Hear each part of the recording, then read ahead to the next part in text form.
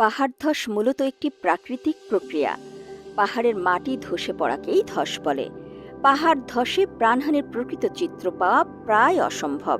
তবে গণমাধ্যমে প্রকাশিত প্রতিবেদনের পরিসংখ্যান বলছে ১৯৯৬ সালে রাজবাড়ী ও লামায় ৭ জন, ২০০৩ সালে চট্টগ্রামে ১০ জন, ২০০৪ সালে চট্টগ্রামে ৫ জন, ২০০৫ সালে চট্টগ্রামে ৩ জন, ২০০৬ সালে চট্টগ্রামে ২ জন, ২০০৭ সালের ১১ জুন চট্টগ্রামের লেবুবাগান এলাকায় ১২৭ জন, ২০০৮ সালের আগস্টে চট্টগ্রামের মতি ঝর্ণা এলাকায় ১১ জন, নাইখংছড়িতে ৪ জন, টেকনাফের ফকিরামুড়া ও টুন্নাতে ১৩ জন, ২০০৯ সালের ৩০ আগস্ট লামায় আজিজনগর ও গজালিয়ায় ১১ জন, ২০১০ সালে রামুতে 6 জন, টেকনাফে ৩৩ জন, উখিয়ায় ৯ জন, হিমছড়িতে 6 জন এবং কক্সবাজার সদর উপজেলায় 2 জন।